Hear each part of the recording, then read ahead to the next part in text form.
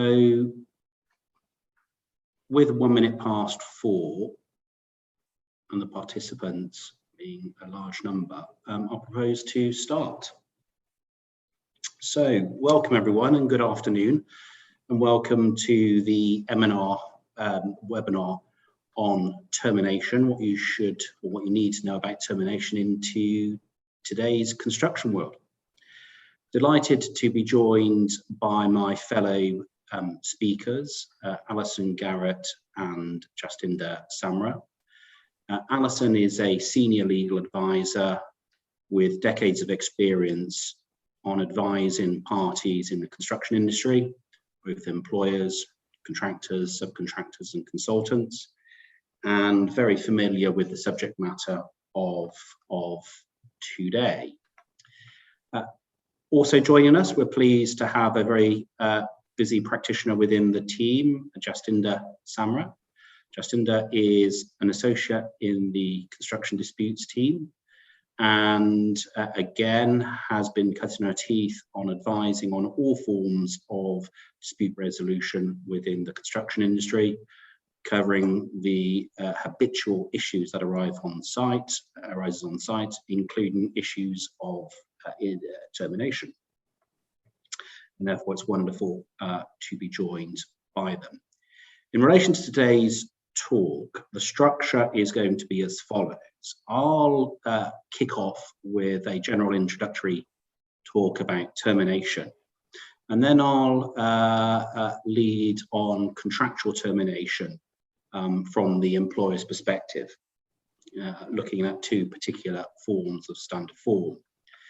Then Alison will pick up and look at those two forms, but from the contractor's perspective, and looking at the provisions within those forms.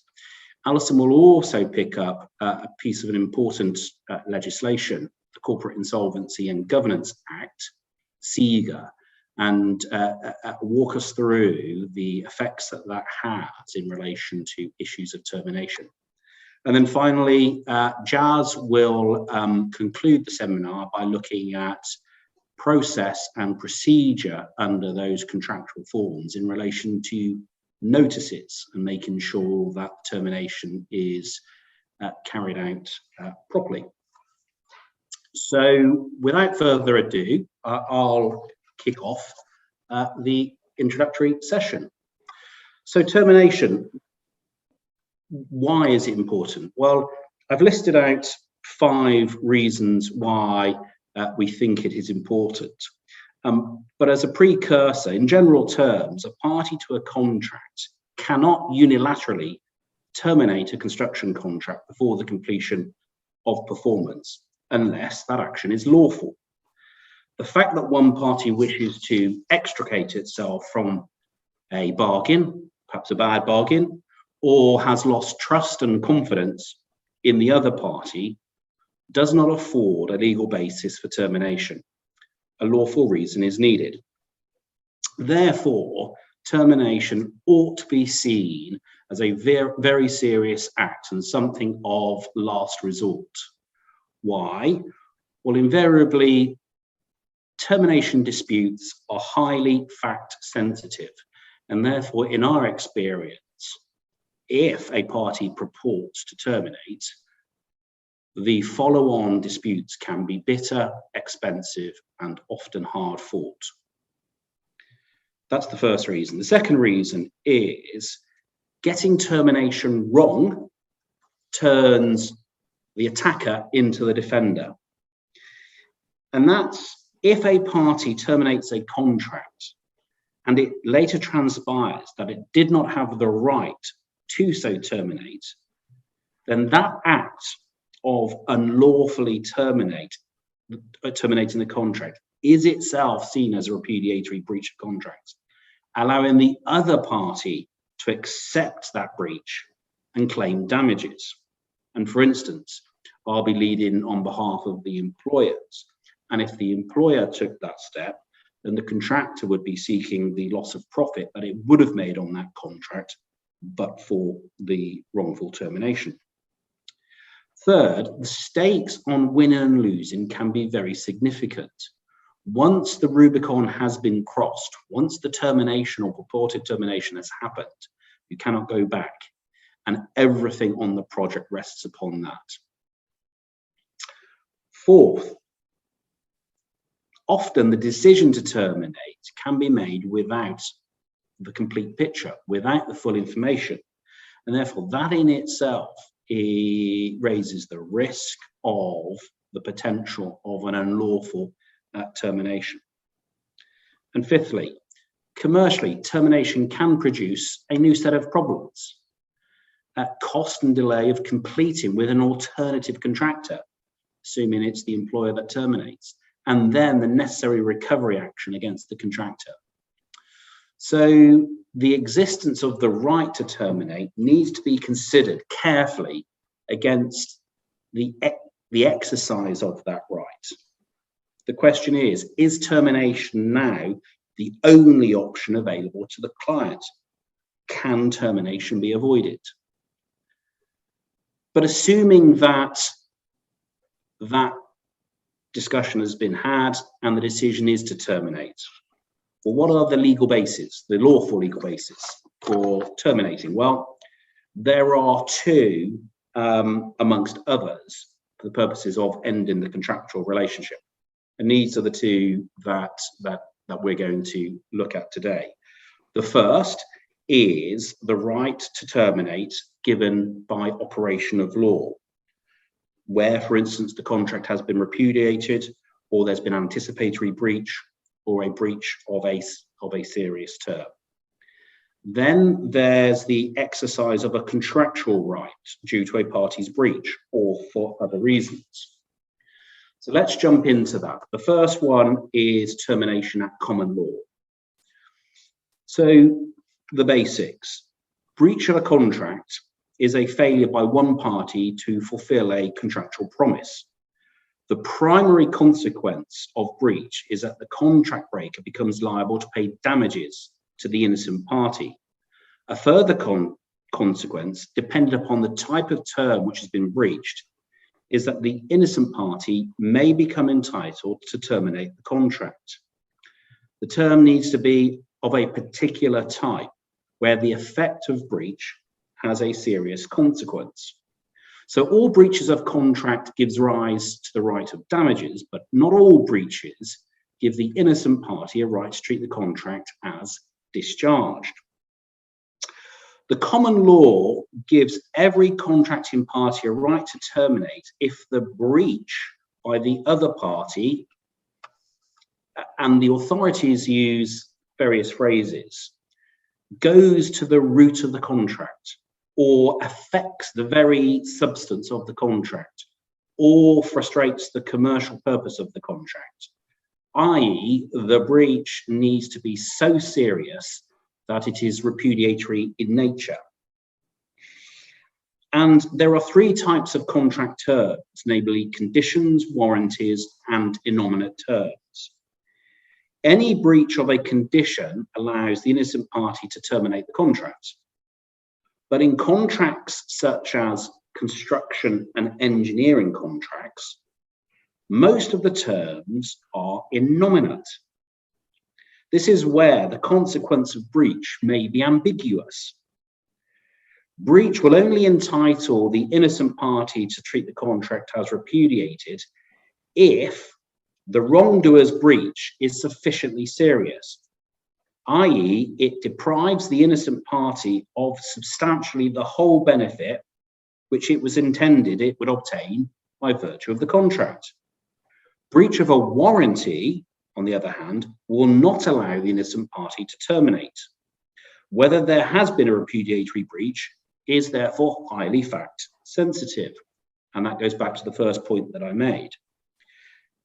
Conditions are those contract terms that go directly to the substance of the contract, or are so essential to its very nature that their non-performance may fairly be considered by the other party as a substantial failure to perform the contract at all. And a contractual term is likely to be classed as an innominate term if it is capable of being broken either in a manner that is trivial and capable of remedy by way of damages, or in a way that it is so fundamental as to undermine the whole contract. And most contract terms fall within this classification. So, with that précis, what amounts to a repudiatory breach? Might it be poor workmanship? Failure to make progress by the contractor? What about late or non-payment by the employer? What about a suspension of the works? Or perhaps repeated breaches of a trivial nature? These are obvious examples that occur within the construction industry, and the authorities are littered with examples and discussion around those. And by way of example, late and or non-payment. Whether the failure to make one payment, say by the employer to the contractor, would entitle the contractor to withdraw its labour, move off site. Well, the answer to that is never necessarily open and shut. It's a question of fact in every case, whether the failure to make one payment would amount to a repudiatory breach. Ordinarily, failure to make one payment would not be a repudiatory breach, but in the circumstances, in the particular circumstances, it may be. Ordinarily, suspension by the contractor may or may not be repudiatory. If a notice has been given pursuant to the Housing Grants, Construction and Regeneration Act, and it's pursuant to that, then it wouldn't be. Without that, possibly. So one needs to look carefully at those elements, and it's never straightforward. So that's common law repudiation. What about contractual termination? Termination pursuant to a contractual power. Well, numerous standard form contracts provide various and specific reasons for termination available to both client and contractor. I'll touch upon the client rights under two forms, the Jct Design and Build 2016 and the NEC 3 and NEC 4. Alison, as I say, will touch upon that from the contractor's perspective. When it comes to the client rights, the employer rights, the JCT sets out a number. I've set them out there. The clause is 8.4.1, so on and so forth. Often the one that seems to cause most consternation is in relation to the failure to proceed regularly and diligently by a contractor. And again, that is an area which requires careful consideration as to whether or not that breach has occurred. But under the Jct Dmv form, the process and procedure probably militates against the crossing the Rubicon, as I mentioned in relation to repudiatory breach, by virtue of the notice process. And Jazz will pick up that in a bit more detail. But under the JCT, the process is two notices are required, a default notice and a termination notice. And then there is a period of time between those notices. And that time allows the contractor to make good remedy the complaint raised by the employer. And then there's a 21-day period in total for the second termination notice. And when it comes to the computation of time in respect of termination, the general rule is that you don't count the date of the occurrence in counting days from the occurrence of the event. As I say, Jazz will look into that, but it isn't necessarily always straightforward. And I'll skip over 8.6 because Alison may touch upon that. So if we now pivot to the NEC form, these are the employer or the client rights under this particular form, and it differs from the JCT. First, and the key point is, it is the project manager who decides whether the contract is terminated or not necessarily the parties, unlike the JCT. A notification by the parties is made to the project manager, and it's the project manager that issues the termination certificate promptly. Under NEC 3, the employer has a right to terminate for any reason, equivalent to a at will or a convenience provision. However, in the new form, the NEC 4 version, that right to terminate for any reason is not there unless the secondary option X11 has been incorporated. And if that option has been incorporated, then the client can terminate for a reason not identified in the contract, which is, we think, the same as for any reason, but it needs to be incorporated. Then the NEC runs through the various reasons which permit contractual termination. R1 to R10 cover insolvency, and I won't go through those. R14, 15, 16, and 21 self-explanatory. R22 is a new provision under the NEC 4, carrying out of a corrupt act. Again, there is a definition for that, that's self-explanatory. But the final main change between NEC 3 and NEC 4 on termination is clause 90.3, whereby under NEC 4, there is no need for the employer to make a certified payment at the date of the termination certificate in circumstances where specific reasons for termination arise. And our view is that reads well, but in view of the provisions of the Housing Grants, Construction and Regeneration Act as amended, it's probably necessary for the employer to still serve a pay less notice if a certified sum will be paid, but for the termination. So that's it from my bit. I'll hand over now to Alison, who will pick up from the contractor's perspective. Alison, over to you. Thank you, Martino. Yes, as Martino said, I'm going to talk about the rights of a contractor to terminate under the Jct Dmv 2016 and the NEC ECC 3 and 4 form of contract. I'll then look at what I call no fault provisions for termination, where either party can terminate under both those forms of contract. And then I'll turn my attention to insolvency.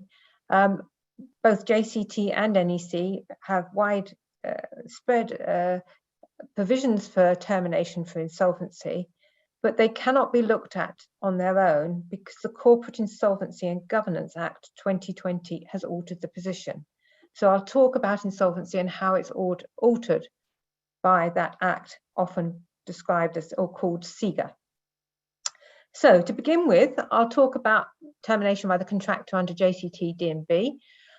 The clause, the relevant clause is clause 8.9, and there are 4 bases of termination that I want to talk through with you. The first one is non-payment by the employer by the final date for payment. Now, those of you familiar with the Housing Grants, Construction and Regeneration Act will know that the concept of the final date for payment actually comes from that act. So what this clause is actually saying is if the provisions of the Housing Grants, Construction and Regeneration Act have been met, a non-payment, there is still a sum due and it isn't paid by the final date for payment, which is usually about 21 days under the JCT between the application by a contractor and the date that payment falls due. An employer can try to terminate or seek to take steps to terminate. Sorry, a contractor can take steps to terminate. Now, this is important because the Construction Act itself provides that in the event of non-payment by the final date for payment, i.e. a situation where there is a sum of money due and the employer has not served a payment or a pay less notice refuting that any payment be paid. The contractor has the right to adjudicate, and it also has the right to suspend works on giving 7 days notice. JCT takes this further and gives it the right to terminate. And we haven't seen contractors using this clause to terminate in the past. Principally, I think because actually a contractor wants to get paid. So adjudication is a more appropriate forum to get money quickly, or suspension, which puts pressure on an employer to actually pay and the works to carry on. But I think it's possible we'll see contractors looking at this clause a little bit more intently, especially if they have been involved in contracts for some considerable time, where the price agreed for the works is not reflective of the position now with the inflationary pressures we're seeing, and they may find themselves subject to loss-making contracts. They may want to start to look at the payment provisions under JCT, which entitle them to terminate, a bit more closely. Now, if you're a contractor and you want to terminate for non-payment, not only do you have to ensure that you have a right to do so by the failure of the employer to serve a relevant payment notice or pay less notice, you need to also serve 2 notices yourself once you are sure there is no payment, but there is a non-payment by the employer by the final date for payment, and the relevant notices, payment and pay less notices, haven't been served. The 2 notices that are served for termination have to be served 14 days apart, and the second notice has to be served within 21 days of the first notice. And as Martino mentioned, Jaz will talk about the service of notice provisions in a bit more detail. JCT goes on to say that if, in the event of after the service of the first notice, the employer rectifies the position, and this doesn't just apply to payment, it applies to a number of termination clause provisions, then obviously the contractor cannot serve the second notice because it's been paid.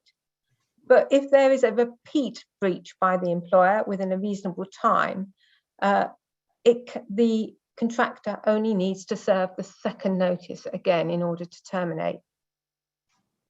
Now, my view is that in relation to payment, that doesn't quite work, because if the contractor does actually receive payment from the employer of the amount due to it in relation to an interim application, but the next month, the contractor finds itself in the same position with an employer, a non-payment by the employer of a sum that would otherwise be due, we are not looking at exactly the same termination.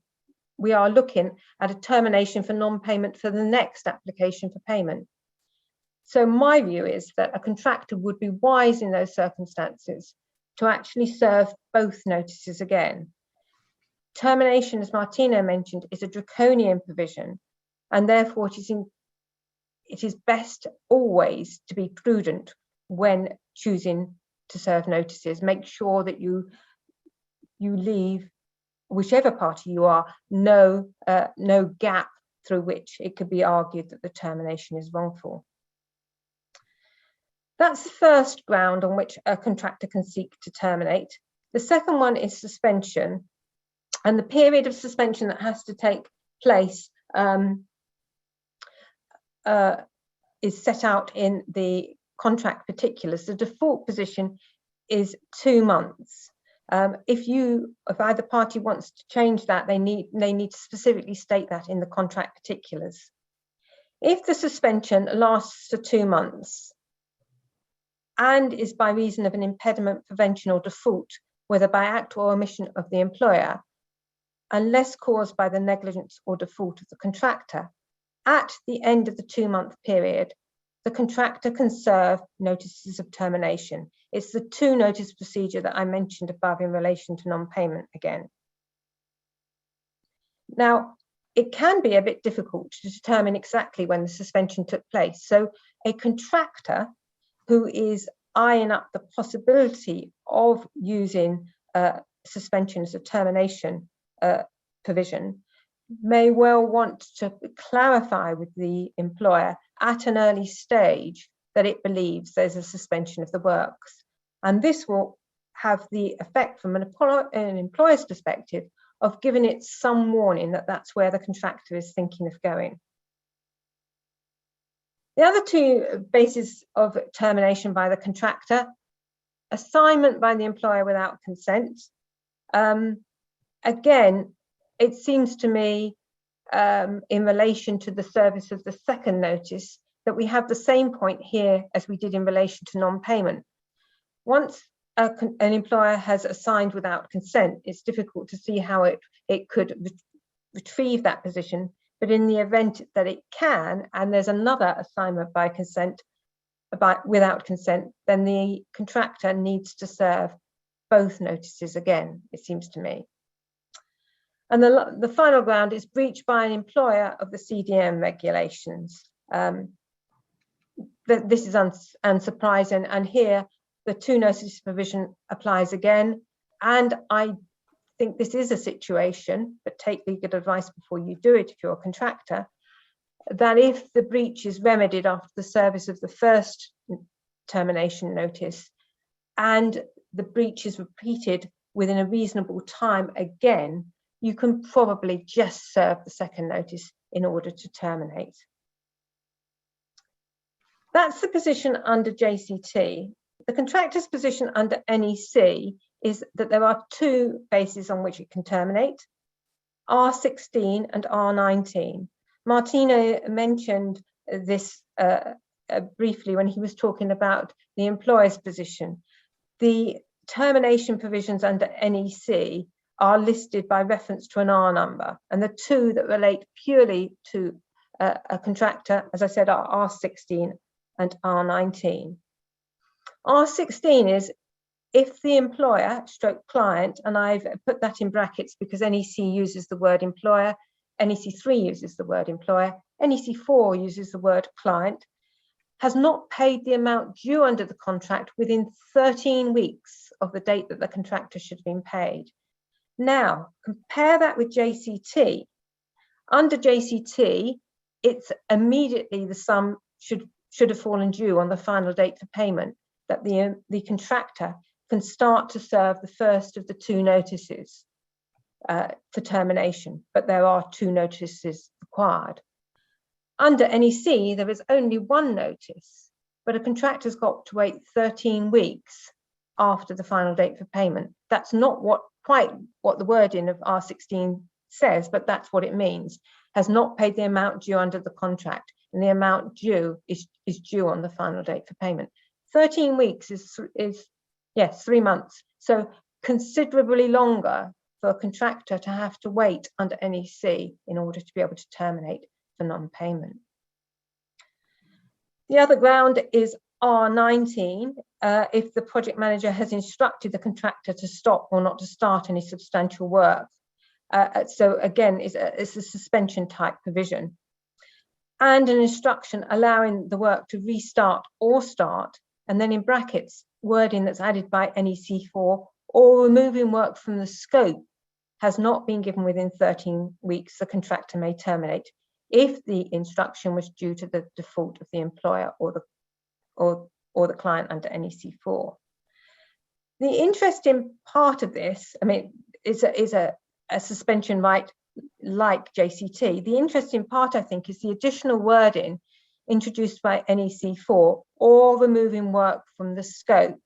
So if the suspension has been caused by one particular aspect of work, the PM who can perhaps see the clock ticking towards the 13 weeks period can simply choose to remove an element of work from the scope in order, it seems to me, to disable a contractor from being able to rely on R19 under an NEC4 form of contract. So those are the contractor's rights. Now I'll have a look at what I call the no fault rights for termination under both JCT and NEC.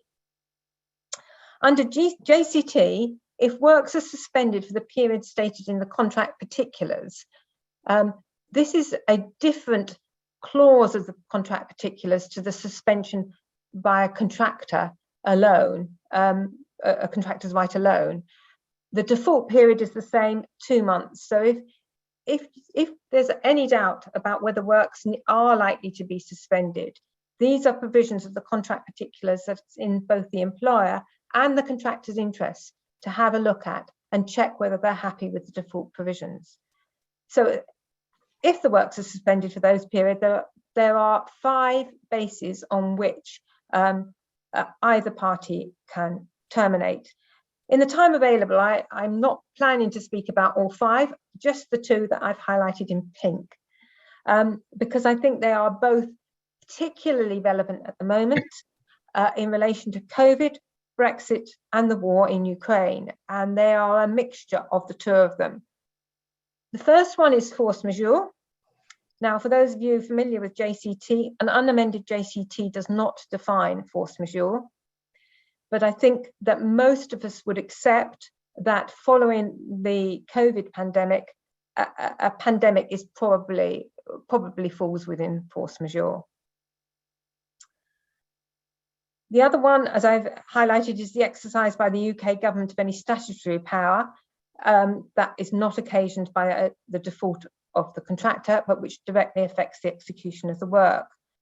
And we saw this clause being considered in relation to COVID again, although I think most of us would have said that the government did not, in relation to construction at any event, exercise any statutory power which directly affected the execution of the works. A lot of what the government was doing was issuing guidance. But we've seen this muted in relation to Brexit. We've also seen these clauses muted in relation to the war in Ukraine, but they are complicated to use. By way of example, if you look at force majeure, which may well cover a war, are the works being suspended because of the war in Ukraine? Probably not. The war itself is not causing issues in the UK on a day-to-day basis in terms of the war. What are causing issues in the UK, such as the shortage of materials, etc., may well be because of sanctions imposed by the UK government. So you may want to be looking at the exercise by the UK government of any statutory power rather than force majeure. Or more likely, it'll be a bit of a grey area. It won't be clear which it might fall within. So in that sort of situation, it might well be prudent to serve any notice of termination on an either or basis, or without prejudice basis, relying on force majeure and the exercise by the UK government or the exercise by the UK government of any statutory power. But these are not straightforward provisions. They will both require a considerable amount of evidential support to back up the basis on which a party is saying the works are being suspended. So treat with caution. And bear in mind also that 2 notices need to be served, but different in terms of the time period from the JCT contractor right to terminate. Here it's 2 notices, 7 days apart. So no fault under the NEC. Here we're looking at R17 and R20. R17 is the situation if the parties have been released under the law from further performance of the whole of this or the contract, depending on whether it's NEC 3 or 4. Quite frankly, I personally have never seen that clause used, but I include it for the sake of completeness. R20 is the suspension again, but it's a situation where the suspension has arisen because of something which is not the fault of either party. And here also you see the additional words added by NEC 4 of a suspension and no instruction to remove work from the scope being given within 13 weeks. That's contractor termination, that's no fault termination. Insolvency is the big termination issue that we haven't yet discussed. Under both JCT and NEC, either party can terminate for certain insolvent situations by the service of just one notice, subject to SIGA. And time again, people choose to wait and terminate for insolvency, or they have done in the past, because it's certain a party is either insolvent under the definition set out in JCT or NEC, or they're not, and it's just one notice. So in the case of employers, in the past, we've often seen employers who've been looking at some of the provisions about failing to proceed regularly and diligently, and a contractor not proceeding regularly and diligently, often a sign that they're in some sort of financial difficulty. The employer might serve the first of the two notices of for termination that they need to serve, and hope that in the meantime there'll be some evidence of insolvency so that they can park their first notice and go straight for what was regarded as a much more straightforward process of termination by one notice for insolvency. You'll see in the middle of my slide, however, that I've put in pink bold, because it's important, the Corporate Insolvency and Governance Act 2020, known as SIGA. Beware, neither JCT nor NEC have been updated to deal with SIGA at the moment.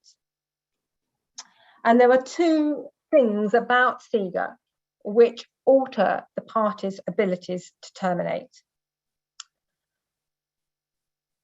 Firstly, SIGA introduced two new forms of insolvency, and neither JCT nor NEC deal with those specifically. And I'll deal with that in a bit more detail in a moment. And the second is that whatever JCT or NEC say a contractor can do in the event of insolvency is not, in the light of SIGA, what a contractor may actually be able to do. That I know sounds a bit vague, but hopefully as I go through these slides, it'll become clearer. So the first point, SIGA introduced two new forms of insolvency. One is a moratorium. Basically, the directors of the company carry on operating the company, but they have a period of relief from their debts. It usually starts at a month, it may then be extended. The second was a Part 26A scheme of arrangement. And I'm not going to go into that in any detail because I don't claim to be an insolvency lawyer. It's just something you need to be aware of. Neither JCT nor NEC define the moratorium as a form of insolvency when it comes to termination rights. It's questionable whether a Part 26A scheme of arrangement is covered by the JCT and NEC definition of insolvency. Both include a reference to a scheme of arrangement or an arrangement with creditors. So you could argue that you can terminate for a Part 26 scheme of arrangement under the current JCT or NEC. But there's an element of greyness about this. And as I've said before, because termination is so draconian, you have to be absolutely sure you've got it right. And my view is that at this stage, there are potential issues about choosing to terminate under JCT or NEC for a Part 26A scheme of arrangement. If you're thinking of doing it, take legal advice first. The second point that SIGA has brought about is that it has introduced into the Insolvency Act a lot of things that cannot automatically be done as a result of insolvency, despite what the contract might say. But this only applies to what I've called up the line insolvency. So it applies to a contractor in the event of an employer's insolvency, which is what we will concentrate on today. But it could equally apply to a subcontractor in the event of a contractor's insolvency. The theory behind it seems to be to try and keep supply chains moving as a result in the early stages of the pandemic, when there were concerns that whole supply chains might collapse. And if you bear that in mind as we go through the clauses, it might help to give some a picture as to why SEGA says what it does. Having said all that, there is no indication whatsoever that the government will rescind these parts of SEGA as the pandemic recedes.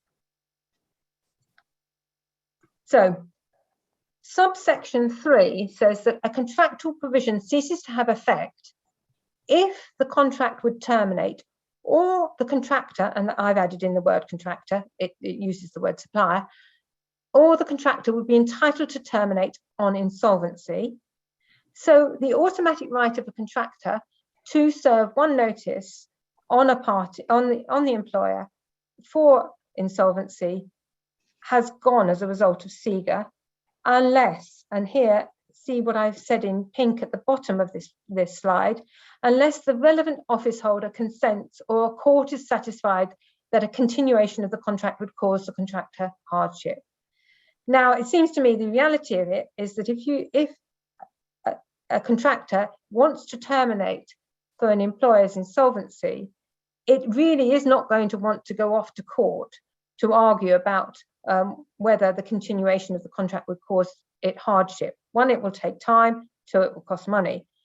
But what it will need to do is it'll need to be writing to the relevant office holder, which may be an administrator in an administration or a liquidator in a liquidation, asking them to consent to allow it to terminate. So warning them that it wants to terminate and asking for their consent to do so. That, to me, seems to shift quite dramatically the position of a contractor wanting to terminate in the event of an employer's insolvency. Also, the contractual provision ceases to have effect if any other thing would take place, or the contractor would be entitled to do anything because of the insolvency. And I'll talk about this in a little bit more detail in a moment in relation to JCT, where there's a provision which does entitle the contractor to take certain action in the event of insolvency, and that can no longer have immediate effect. Again, the relevant office holder has to consent, or there has to be a court order. It follows on from that there are two other provisions under the Insolvency Act which prohibit the contractor in what it might otherwise choose to do. And this one might seem quite surprising. A contractor is prohibited from terminating after the insolvent event for a non-insolvent event which occurred before the start of the insolvency period. If that makes you scratch your head, think of the example of non-payment by an employer to a contractor. Let's say the contractor has served the first notice of termination in relation to non-payment. What this clause is saying is that the insolvency stops the contractor being able to proceed to serve the second notice and terminate for that post-insolvency breach, that post-insolvency non-payment, unless, again, the relevant office holder consents or a court is satisfied that the continuation of the contract would cause the contractor hardship. So a contractor can't terminate for insolvency. It can't terminate for any breaches that were happening prior to the insolvency either. Nor, under subsection 7, can it make it a condition of continuing to supply to an insolvent company that it be paid for pre-insolvency debts.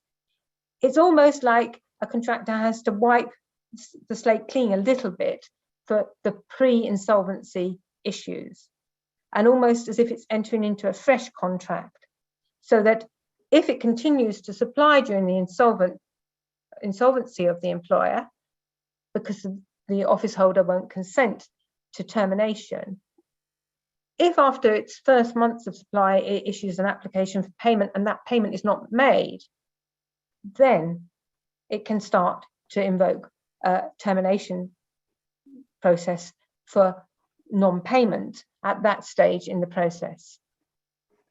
But it has to just put to one side any non-payment that occurred prior to insolvency.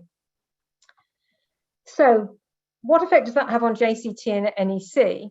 Well, on the JCT, Clause 8.10 allows the contractor to terminate for the employer's insolvency.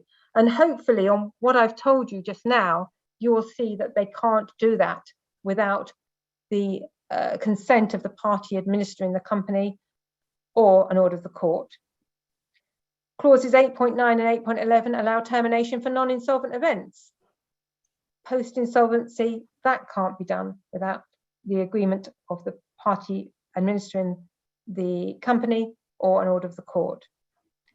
And clause 8.10.3 says, as from the date the employer becomes insolvent, the contractor's obligations under Article 1 and these conditions to carry out and complete the work shall be suspended, not according to SEGA. So you cannot read the JCT contract in relation to termination by a contractor and take it at face value anymore, because SEGA cuts through it.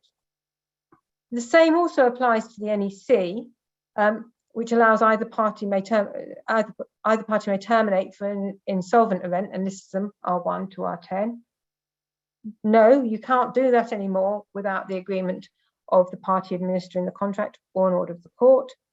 And then clauses R16, R17, so far as it applies to the contractor, R19 and R20, so far as it applies to the contractor. These are the suspension provisions, the non-payment provision, the law making it impossible to proceed with the contract.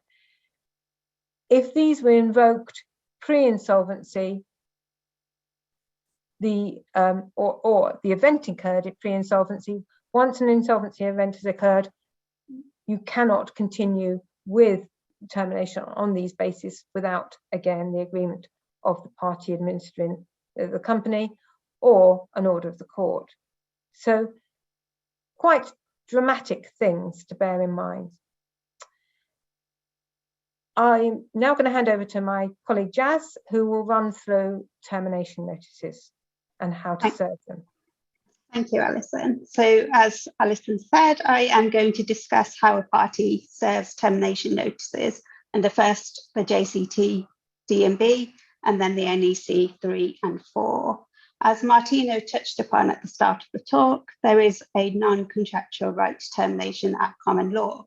Those common law termination rights are not excluded under the Jct Dmv, as clause 8.3.1 makes clear, nor under the NEC 3 or 4 of the standard form contracts. However, I am very much dealing with the contractual provisions that parties need to comply with if they are exercising their contractual rights to termination. Moving first to the Jct Design and Build. First, as a point of caution, the contractual notice provisions are complex and the relevant provisions are contained in Section 8 and Clause 1.7. As clauses 8.42 and 8.93 make clear, to terminate the contractor's employment under the contract, a party must serve 2 termination notices that details the relevant specified default. The specified default is as defined under clause 8.41 and 8.91 of the contract. There is a gap of at least 14 days required between the first and second notices. The party must only serve the second notice if the specified default continues for a period of 14 days after the contractors or the relevant parties deemed receipt of the first termination notice. If the specified default continues, then unless the period includes a public holiday,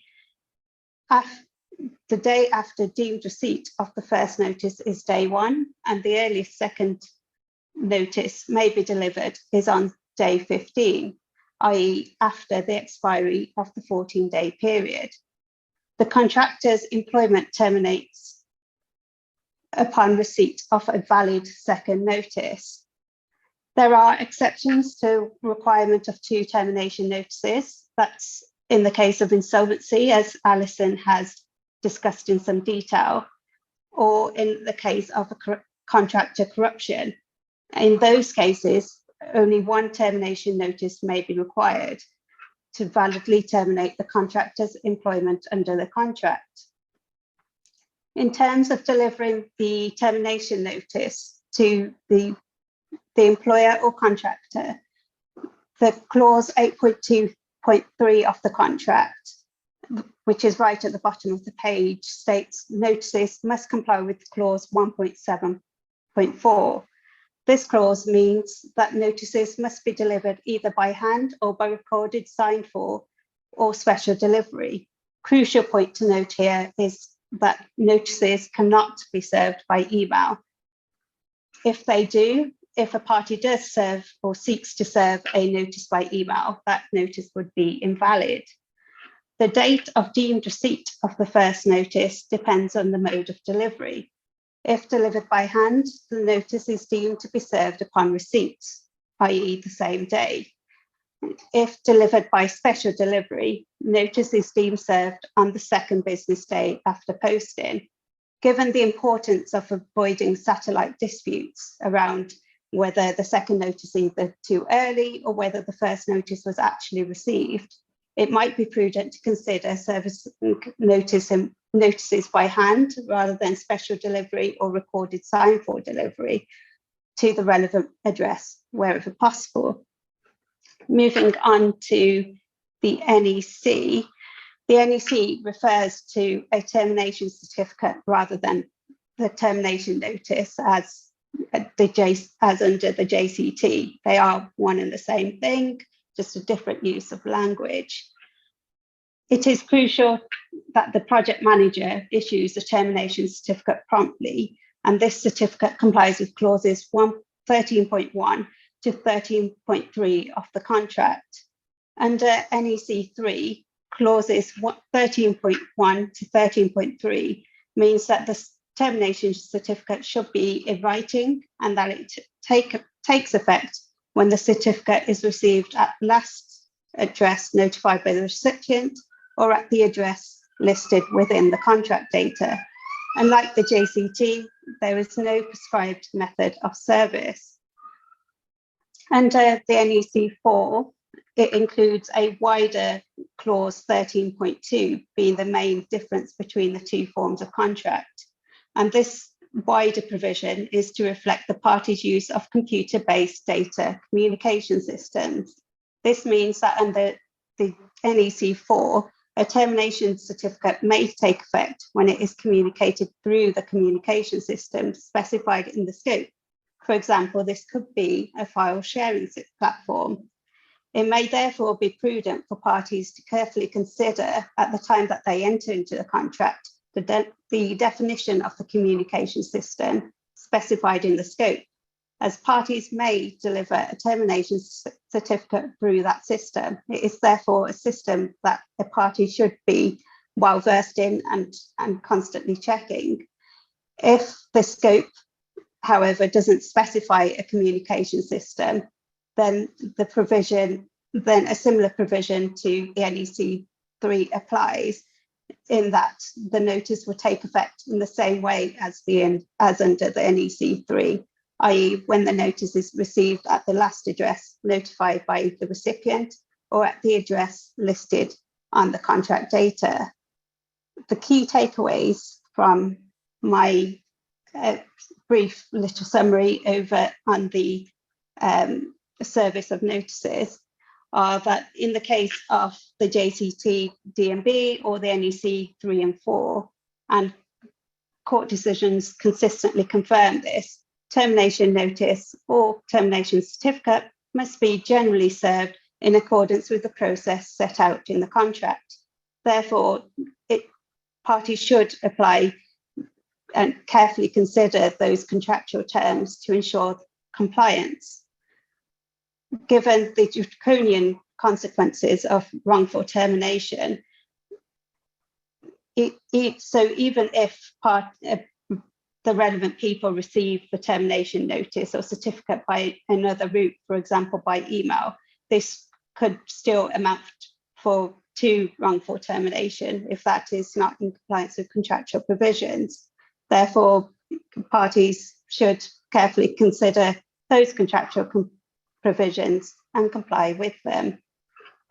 We now can move on to a poll. So we wanted to run a short poll to ask the question, what is the earliest date for serving the second notice if the first notice is posted on the 31st of May? That poll has just been launched, and as you can see from the calendar, the 2nd and 3rd of June are public holidays, and there are 4 options available. There's option A on the 15th of June, option B, 17th of June, option C, 21st of June, option D, 22nd of June, or some other date.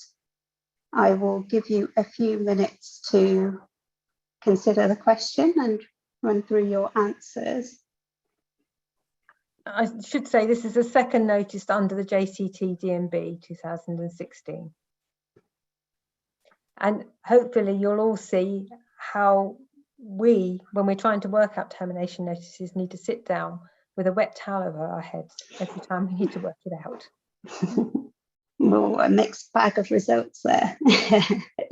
We can, so the largest proportion have selected 17th of June, but the correct answer is actually the 22nd of June, and I will go through why that is the case. So moving on to the final slide. So the first notice was posted. That's okay. The first notice was posted on the 31st of May, and the 1st of June would be the first business day. The 2nd and 3rd of June wouldn't count as their public holidays as defined under the contract. So therefore, the second business day would be the 2nd of June, the 6th of June. Given that deemed receipt of a notice by post requires 2 business days, the day 1 of the 14-day period would actually start on the 7th of June, so the day after deemed receipt. So running on through the 14-day period, which expires on the 21st of June, in accordance with clause 1.5, the earliest day that you could actually serve the second notice is on the 22nd of June, so the day after the 14-day period has expired. So the correct answer would actually be, as I think 27% selected, 22nd of June. Thank you very much, Jastinder. Well, just when you thought that simplicity ruled the day, we finish on some complexity, even on something which ought to be relatively straightforward. By way of illustration, one can see that there is complexity, and it's super important to get the termination, so in that case, the notice, the final notice, right, to avoid the risk and the serious consequences of unlawfully bringing the contract to an end. And also, Alison's point, SEGA legislation that cuts across the express provisions dealing with termination for insolvency in both forms appears to be dense and no doubt complicated. And like an onion, its layers will need to be unraveled, digested, and understood. No doubt we look forward to guidance from the standard forms in relation to updates to take all of that into effect. But nonetheless, it's a reminder that the statutory provisions trump the contractual provisions, and any contractual provisions will need to comply with the underlying Act of Parliament. So we started at 4 or 1 minute past 4. It's 1 minute past 5. So that concludes our presentation today. And we do have further upcoming webinars set for the latter part of the year. The next will be on the Building Safety Act once that came into force, or provisions came into force. Major provisions came into force yesterday, but we wanted that to settle down. and also PFI provisions. So certainly look at our website in relation to that. Do feel free to follow our construction LinkedIn page, where everything will be set out there, and we'll feed in updates and hopefully keep everybody interested. So with that, leaves me to thank you all very much for joining us today, and thanks to my fellow speakers and presenters, Alison and Jastinder, and I wish you all a very good evening. Goodbye.